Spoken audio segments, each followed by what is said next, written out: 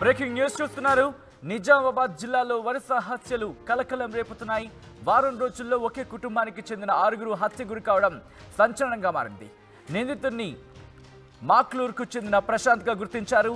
ఆస్తి కోసం సైకో కిల్లర్గా మారాడు ప్రశాంత్ మధ్య స్నేహం మొదలైంది. మొదట ప్రసాద్ని చంపేశాడు ప్రశాంత్. ఈ కథను మిమ్మల్ని కాస్త కలవరపరచొచ్చు. అయితే మిమ్మల్ని కలవరపాటు గురి చేయడం ఆర్టీవీ ఉద్దేశం కాదు. ఆర్టీవీ ఎప్పుడు సమాజ శ్రేయస్సును కోరుకుంటుంది. దానిలో భాగంగా కథను చూపించడం జరుగుతుంది తప్ప మిమ్మల్ని కలవరపాటు గురి చేసే ఉద్దేశం ఆర్టీవీకి ఎన్నడూ లేదు, ఉండదు. అయితే ఇటువంటి కథనాలు చూసినప్పటికైనా విన్నప్పటికైనా కాస్త కలవరపాటు గురయ్యే అవకాశం ఉంటుంది. కాబట్టి దీనికి సంబంధించి తగిన జాగ్రత్తలు తీసుకోవాలని చెప్పి ఆర్టీవీ సూచించడం జరుగుతోంది. బ్రేకింగ్ న్యూస్ చూస్తున్నారు. 7 రోజులు 6 హత్యలకు సంబంధించి మొదట ప్రసాద్ని చంపేశాడు ప్రశాంత్. ఇంటి కోసం స్నేహితుడి కుటుంబాన్ని చంపాడు నిందితుడు. మృతదేహాలను వివిధ ప్రాంతాల్లో పడేశాడు నిందితుడు. మృతులంతా ఒకే కుటుంబం వారు కావడంతో నమోదు కాలేదు మిస్సింగ్ కేసులు. అవును, అయితే డిచ్పై హైవే దగ్గర ప్రసాద్ మృతదేహాన్ని పూడ్చిపెట్టేశాడు ప్రశాంత్. సదాశివనగర్లో ప్రసాద్ చెల్లి మృతదేహం దొరికింది. బాసర గోదావరి నదిలో ప్రసాద్ భార్య శవమై తేలింది. బాల్కొండ సోన్ బ్రిడ్జ్ సమీపంలో ప్రసాద్ 2 పిల్లలు మృతదేహాలు లభ్యమయ్యాయి. మాచారెడ్డిలో ప్రసాద్ మరో చెల్లి మృతదేహం దొరికింది. ప్రశాంత్కి సహకరించిన మరో 3కి సంబంధించి కూడా పోలీసులు అన్వేషణ చేస్తున్నారు. వాళ్ళ కోసం గాలిస్తున్నారు. అప్పు కోసం తన ఇంటిని ప్రశాంత్ పేరున రాశాడు ప్రసాద్. అప్పు ఇప్పించకపోవడంతో నిలదీశాడు ప్రసాద్. ఆ కక్షతోని ప్రసాద్ కుటుంబ సభ్యులను ప్రశాంత్ ఇంత దారుణానికి ఒడిగట్టాడు. వాళ్ళని చంపేసిన పరిస్థితి. దీనికి సంబంధించి అప్డేట్స్ తెలుసుకునే ప్రయత్నం చేద్దాం. మా ప్రతినిధి గంగారెడ్డి మరి కాసేపట్లో లైవ్లోకి రాబోతున్నారు. ఈ అంశానికి సంబంధించి అప్డేట్ అందించడానికి. బ్రేకింగ్ న్యూస్ చూస్తున్నారు. నిజామాబాద్ జిల్లాలో వరుస హత్యలు ఇప్పుడు స్థానికంగా కలకలం రేపుతున్నాయి. ఆస్తి కోసం డబ్బుల కోసం మనిషి అని చూడకుండా ఒకరిని ఇబ్బంది అంటే ఒకరిని హత్య చేయడానికే అసలు మనసు రాని పరిస్థితి. అలాంటిది మొత్తం 6 హత్య చేయడం అంటే కనుక ఒక్కసారిగా అక్కడ ఎటువంటి పరిస్థితి ఏర్పడుతుందో అర్థం చేసుకోవచ్చు. వారం రోజుల్లో ఒకే కుటుంబానికి చెందిన 6 హత్యకు గురయ్యారు. నిందితుడిని మాక్లూర్కు చెందిన ప్రశాంత్గా గుర్తించారు పోలీసులు. ఆస్తి కోసం సైకో కిల్లర్గా మారాడు ప్రశాంత్ మధ్య స్నేహం మొదలైంది. ఆ స్నేహం కాస్త డెవలప్ అయిన తర్వాత డబ్బులు అడగడానికి సంబంధించి వెళ్ళింది కాన్వర్సేషన్.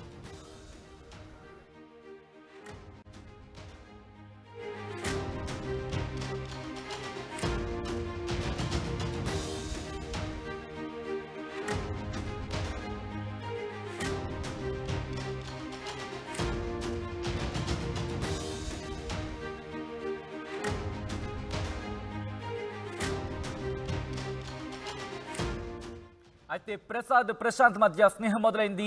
దాంతో ప్రశాంత్ని కాస్త అమౌంట్ అడిగినట్టుగా తెలుస్తోంది. మొదట ప్రసాద్ని చంపేశాడు ప్రశాంత్. కాస్త ఇద్దరి మధ్య కలహాలు రావడంతో ఇంటి కోసం స్నేహితుడి కుటుంబాన్ని చంపేశాడు నిందితుడు. మృతదేహాన్ని వివిధ ప్రాంతాల్లో పడేశాడు. మృతులంతా ఒకే కుటుంబం వారు కావడంతో మిస్సింగ్ కేసు నమోదు కాలేదు. డిచ్పల్లి హైవే దగ్గర ప్రసాద్ మృతదేహాన్ని పూడ్చిపెట్టాడు ప్రశాంత్. ఇక సదాశివనగర్లో ప్రసాద్ చెల్లి మృతదేహం దొరికింది. బాసర గోదావరి నదిలో ప్రసాద్ భార్య శవమై తేలింది. బాల్కొండ సోన్ బ్రిడ్జ్ సమీపంలో ప్రసాద్ 2 పిల్లల మృతదేహాలు దొరికాయి. మాచారెడ్డిలో ప్రసాద్ మరో చెల్లి మృతదేహం దొరికింది. ప్రశాంత్కి సహకరించిన మరో 3 కోసం కూడా గాలింపు చర్యలు చేపట్టారు. అప్పు కోసం తన ఇంటిని ప్రశాంత్ పేరున రాశాడు ప్రసాద్. అప్పు ఇప్పించకపోవడంతో నిలదీశాడు ప్రసాద్. ఆ కక్షతోని ప్రసాద్ కుటుంబ సభ్యులను ప్రశాంత్ అతి కిరాతకంగా చంపేసినట్టుగా తెలుస్తోంది. అప్డేట్స్ తెలుసుకునే ప్రయత్నం చేద్దాం. మా ప్రతినిధి గంగారెడ్డి అప్డేట్స్ అందించేందుకు లైవ్లో జాయిన్ అవుతున్నారు. గంగారెడ్డి, ఏంటి పరిస్థితి? ముఖ్యంగా ప్రశాంత్కి సంబంధించి ఒక 3 సాయం చేస్తున్నట్టుగా తెలుస్తుంది. వాళ్ళకి సంబంధించి పోలీసులు ఏం డీటెయిల్స్ సంపాదించారా? 15 రోజుల వ్యవధిలోనే 6 హత్య చేశారు ప్రసాద్ కుటుంబాన్ని. అయితే మనం ఇంటి దగ్గర ఉన్నాం. ఈ ఇంటికి సంబంధించిన ఆస్తి గొడవకు సంబంధించి ఆస్తిని కబ్జా చేసేందుకే ప్రసాద్ కుటుంబాన్ని హత్య చేశాడు ప్రశాంత్. కుటుంబ సభ్యులు ఉన్నారు, వారిని అడుగు అసలు ఏం జరిగింది, ఎట్లా జరిగింది చెప్పమ్మా, ఏం జరిగింది? 28 లక్షలు మా ప్రశాంత్కు బాకీ ఇచ్చిండట. అయితే ఒక సంఘటన జరిగింది మా ఇళ్ళల్లో. అయితే ఆడి పేరు మీద ఉత్తగా తెల్ల కాగితం మీద ఇండ్లు రాసిచ్చిందట. రాసిచ్చిన దానికే అడవు రిజిస్ట్రేషన్ చేసుకున్నాడు. నువ్వు ఎట్లా చేసుకున్నామని లొల్లు పెట్టుకున్నారు. బాగా మంచి మాటలు ఇద్దరికి మంచి మాట అయ్యి ఈడిపోయి మనశ్శాంతికి మాచారెడ్డి ఉన్నాడు. మాచారెడ్డి నుండి ఈ కథ వేసి అయ్యా ఈ బషర్ గొల్లోళ్ళ ప్రశాంత్ ఇదే ఊరు ఓళ్ళని చంపిండు. ఫస్ట్ నా అల్లుని చంపిండట ప్రసాద్ని. వెనకెళ్ళి పెళ్ళమని చంపిండ్రట. ఆ తర్వాత చెల్లెళ్ళ తర్వాత ఆడు కొడుకుని అడి బిడ్డని. అల్లమ్మ లేదట, గుట్టల్లా లేటున్నదేమో. ఉన్నదా చచ్చిపోయింది అల్లమ్మ తెలియదు. వాళ్ళ ఫ్రెండ్ ఉన్నాడు కాబట్టి ఈ ఆడ ఒక 4 రోజులు ఉండేద్దామని పోయిండు. అంతే వీడేమీ తప్పు చేయలేదు, ఏం చేయలేదు. అయ్యా ఊరుకు అడుగు అంతే. మీరు చెప్పండి అమ్మా, మీరు ఇక్కడ చుట్టుపక్కలనే ఉంటారు కదా, అసలు అంటే ఎప్పుడు ఎలా ఉండేవాడు ప్రసాద్ మీతో? ప్రసాద్ ఎట్లుంటుండే? మంచోడే పిల్లగాడు. మేమేమి ఇటు లేము ఇక్కడ గల్లీలా, మాకు అక్కడ ఉంటాం, మేము అటు ఉంటాం. ఇక్కడ ఇంటికి సంబంధించిన వ్యక్తులు ఉన్నారు. ఇదే ఇల్లు ఇక్కడ ఈ ప్రాంతం. మొదటగా ప్రసాద్ని హత్య చేసిన తర్వాత ప్రశాంత్ వాళ్ళ భార్యను, దానికి సంబంధించిన వాళ్ళ 2 అక్కలను, మరోవైపు ఆ 2 పిల్లల్ని కూడా హత్య చేశారని చెప్తున్నారు. దీనికి సంబంధించి ఇంటి దగ్గర కొంతమంది ఉన్నారు, వారిని అడుగు. చెప్పండి, మీకు ఏమవుతాడు ప్రసాద్? మేనమామ కొడుకు. ఎట్లా జరిగిందంటే వాడు ఇక్కడ ఉండట్లేదు. ఇక్కడ ఊళ్ళో వినిపించింది, మైక్ లో వరించారు. బయట పబ్లిక్ టాక్ వినిపించేసరికి అబద్ధం అనుకున్నాము. మళ్ళీ ఇక్కడికి వచ్చేసరికి తెలిసింది ఇది నిజమే అని. మా ఊరు మాక్లూరు పిఎస్సి నుంచి వచ్చిండ్రు. నిజమేనా అంటే అవును నిజమే అన్నారు. అసలు ఏం జరిగింది అంటే ఇట్లా అమ్మ అందరిని ఒకే రోజు చంపలేడు. ఫస్ట్ ప్రసాద్ని బయటకు తీసుకెళ్ళిండు. ప్రసాద్ని చంపిన తర్వాత నెక్స్ట్ డే వాళ్ళ వైఫ్ని, ఆ మరుసటి రోజు వాళ్ళ చెల్లెళ్ళని అందరిని చంపేశాడు అన్నట్టు వాళ్ళు పోలీసులకు నేను అడిగితే తను చెప్పారు. అదే అంటే వాళ్ళ భార్య ఇప్పుడు ప్రెగ్నెంట్ ఉంది, 7 months. కానీ ఇంత జరుగుతుందని అనుకోలేదు. ఫ్రెండ్ సర్కిల్లో వాడు ప్రాపర్టీ వాడి పేరు పైన రాశాడంట, ప్రశాంత్ అనే అబ్బాయి పేరు పైన. అలా అది మళ్ళీ నా ప్రాపర్టీ నాకు ఇయ్యూరు అనేసరికి వాళ్ళిద్దరి మధ్యలో గొడవ సమక్షం ఏం జరిగిందో అది తెలీదు.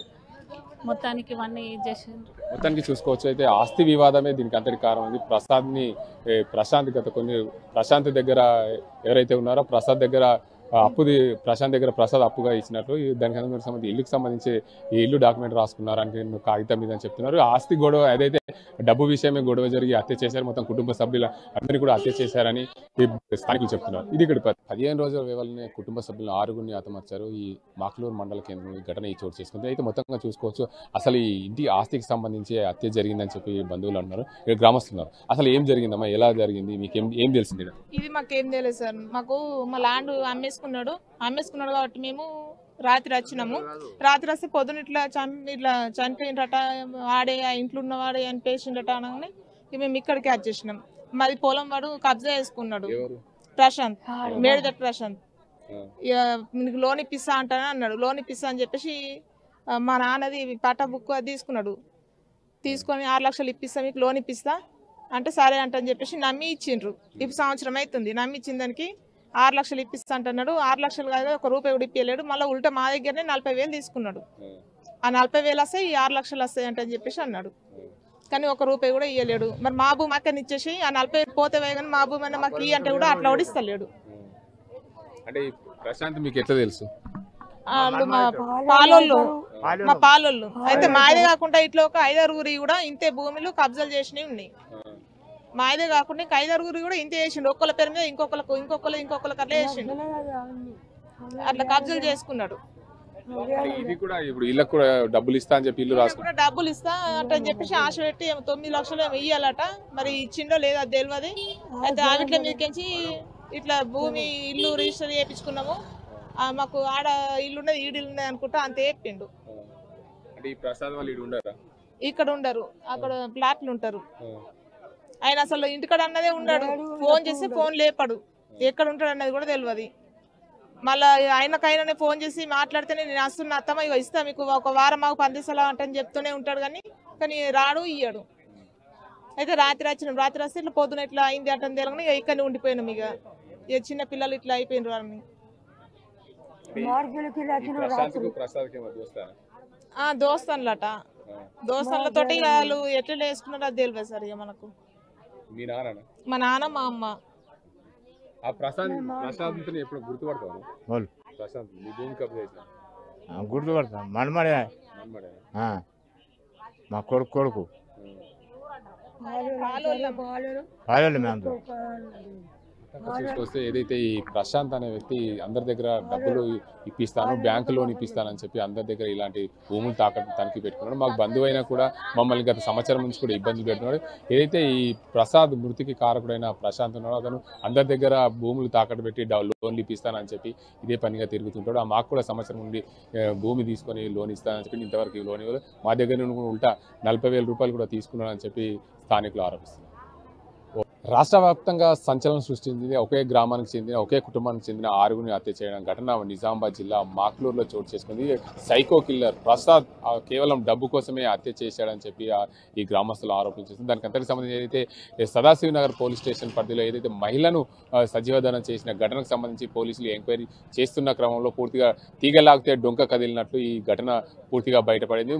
మొదటగా ప్రసాద్ను హత్య చేసిన అనంతరం వారి భార్యను, దాంతోపాటు వాళ్ళ కుటుంబ సభ్యులు ఆ ఇద్దరు అక్కలను, ఇద్దరు పిల్లలను కూడా హత్య చేసి పోచంపాడు ఏదైతే సోన్ బ్రిడ్జ్ దగ్గర పడేసిన ఘటనలు చోటు చేస్తున్నాయి. దీనికి అంతటికి సంబంధించి అసలు ఇక్కడ మనం ఇదే గ్రామంలో ఉన్న గ్రామానికి సంబంధించి కొంత గ్రామస్తులు చెప్పండి, అసలు ఏంది దీనికి అంతటికి సంబంధించి ప్రసాద్ ఎలాంటి వాడు, ఎలా? ఇప్పుడు వీళ్ళ వ్యక్తిగత సమస్యలు మాత్రం మాకు తెలియయండి. కాకపోతే ఇలా చేయడం మాత్రం ఘోరాతి ఘోరం. స్నేహితులుగా ఉండి స్నేహితులుగా ఇది చేసేసి తీసుకుపోయి విచ్చలవిడిగా ఇది చేయడం చిన్న పసిపిల్లలను కూడా ఇడసబెట్టలేదు. పసిపిల్లల కాడికి వెళ్ళి కూడా చంపేసిండ్రు, ఫ్యామిలీని చంపేసిండ్రు. ఇది ఘోరం కాదండి, ఇదంతా చాలా ఘోరాతి ఘోరము. ఇలాంటి వారిని కఠినంగా శిక్షించాలా, ప్రభుత్వము వదిలిపెట్టద్దు. ఎందుకంటే ఇతరులు కూడా భయపెడుతున్నారు, చాలా మందికి అన్నాడట అట్లా, ఇంకా చాలా మంది ఉన్నారు అదే అని చెప్పేసి. ఇలాంటి వారిని ఇడసబెట్టద్దు, కఠినంగా ఇది చేయాలా.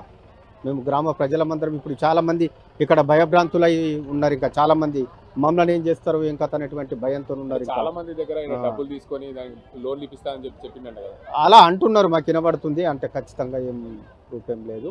అంటే ఇది మాత్రం చాలా ఘోరాతి ఘోరంగా జరుగుతుంది. కుటుంబానికి చెందిన 6గురిని హత్య చేసేసిండ్రు. ఇది చాలా ఘోరాతి ఘోరం. దీని మీద ఇచ్చేయాలా, స్పందించాలా. ప్రసాద్ ఎలాంటి వాడు? ఇప్పుడు అతనైతే ఫారిన్ వెళ్తుండే, వ్యక్తిగతంగా అతను ఫారెన్ వెళ్ళి అతను జీవనోపాధి గురించి ఇక్కడ ఇది చేస్తుండే. డబ్బులు ఎందుకు అడగాల్సి వచ్చింది? అప్పు అంటే ఏమన్నా అప్పు? ఇక అది తెలియదండి, అది దాని గురించి మేము గ్రామ ప్రజలమంతా లోతుగా ఎవరి గురించి అట్లా వాళ్ళు లోపల ఏం చేసుకున్నారో ఏం కథనో, కానీ ఇది మాత్రం చాలా తప్పే ఇది చేయడం. ఓకే, మరికొంతమంది ఉన్నారు గ్రామస్తులు, వారిని అడుగుదాం, చూద్దాం అసలు ఏంది అసలు ఈ ప్రసాద్ ఎలాంటి వాడు, మీకు ఏమవుతారు ప్రశాంత్ కానీ ప్రసాద్ కానీ గ్రామంలో ఎలా ఉంటుంది? ప్రసాద్ మాకు బొమ్మర్ది అవుతాడు, వరుసకు కులమే, బాగానే ఉంటాడు మాతో. కానీ కొన్ని సంవత్సరాలు దుబాయ్కి వెళ్ళాడు. వచ్చిన తర్వాత ఇక ఇక్కడికి వెళ్ళి ఊళ్ళోకి వెళ్ళి అక్కడ మాచారెడ్డి అట్లా కిరాయి ఉంటుంది. బాగానే వ్యక్తిగతంగా అయితే మాకు అట్లాంటి ఏం లేవు, మంచి వ్యక్తి. కాకపోతే వాడు ప్రశాంత్ చంపిండు అన్నట్టు మాకు ఇంటిమేషన్ కానీ వార్తలు కానీ ఇట్లా న్యూస్ కానీ రావడం వల్లనే మనకు ఆయన మీద అట్లా చేస్తాడు. పిల్లల్ని ఇడ్సబెట్టలేదు, మరి ఎందుకని ఇడ్సబెట్టలేక చిన్న అమాయకులు పిల్లల్ని. కక్షలుంటే మీరు చూసుకోవాలి, ఏదైనా పంచాయతీ పెట్టుకోవాలి. కానీ ఇట్లా ప్రాణాలు తీసుకున్నాడు, అది కరెక్ట్ కాదు, అది మానవత్వం కాదు. అది మాకే చాలా బాధ అనిపిస్తుంది. అట్లా చేయొద్దు, అది కరెక్ట్ కాదు. దానికి తగిన ఆయనకు ఎవరైతే చేసిరో వాళ్ళకి కరెక్ట్ శిక్ష విధించాలని మా. ప్రసాద్ ఇక్కడ ఇల్లు ఇడ్సబెట్టి ఆ మాచారెడ్లు ఎందుకుంటున్నాడు? ప్రసాద్ ఇక్కడ గతం లోపల ఒక 10 సంవత్సరాల కింద ఒక ఇన్సిడెంట్ అయింది. దాని కారణం వల్ల ఆయన కొద్దిగా బాధపడి వెళ్ళిపోయాడు తప్ప ఇంకా వేరే ఉద్దేశం లేదు. అంటే ఇప్పుడు ప్రసాద్కు ప్రశాంత్కి ఇద్దరి మధ్య ఆస్తి అంటే డబ్బుల విషయమే గొడవ అయిందా? డబ్బుల విషయమా లేకుంటే ఆస్తి పరంగానా? అట్లా ప్రశాంత్ గారు ఇద్దరు స్నేహితులే, మంచి స్నేహితులే. కాకపోతే లోను కానీ పైసలు కానీ ఇప్పిస్తాని ఈయన రిజిస్ట్రేషన్ చేసుకోవడం ఇట్లా ఇద్దరు ముగ్గురిగా భూములు అట్లనే చేసిండు ప్రశాంత్. అట్లనే వీళ్ళకుగా ఆస్తి పరంగా రిజిస్ట్రేషన్ చేసుకొని డబ్బులు ఇస్తా అంటే మరి ఇచ్చిండో ఇవ్వలేదో మాకు అంతర్ విషయాలు తెలియ. దానివల్ల గొడవయి మరి ఇక్కడ దాకా చావు మార్గం దాకా తీసుకురావడం జరిగిందేమో అనుకుంటున్నాం. అట్లా మాకు విషయాలు అయితే తెలియ టచ్ లోపల లేడు మార్క్స్గా. కాకపోతే ఇట్లా మనం ఏదైతే వార్తలు వైరల్ అయినాయో అవిటినే మనం చెప్పడం జరుగుతుంది.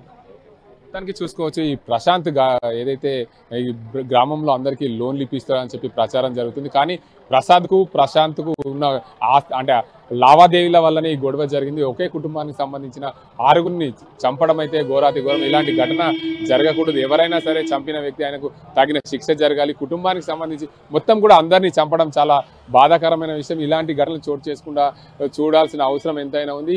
ఏదైతే ఈ ప్రశాంత్ను కఠినంగా శిక్షించాలి. గ్రామంలో కూడా చాలా మంది దగ్గర డబ్బులు ఇప్పిస్తాను, లోన్లు ఇప్పిస్తాను అని చెప్పి పట్టా పాస్బుక్లు కూడా తీసుకున్నట్లు మాకు తెలుస్తుంది. కానీ పూర్తి స్థాయిలో అందరూ బయటకు ఇదివరకు ఒకరు వచ్చారు. దానికి సంబంధించి మా బంధువే ప్రశాంత్ మా భూమి కూడా తాకట్టు పెట్టి మాకు డబ్బులు ఇప్పిస్తాడు 9 లక్షలు అని చెప్పారు. దానివల్ల మేము 40,000 కూడా ఇచ్చామని చెప్పి ఆ గ్రామస్తులు అయితే చెప్తున్నాం. మొత్తానికి ప్రసాద్ కుటుంబాన్ని హత్య చేసిన ప్రశాంత్కు తగిన శిక్ష పడాలి. ఈ ఘటనల వల్ల పూర్తిగా కుటుంబం మొత్తం కోల్పోయింది. దానికి అందరికి సంబంధించి న్యాయం జరగాలని చెప్పి గ్రామస్తులు కూడా కోరుతున్నారు. ఓటు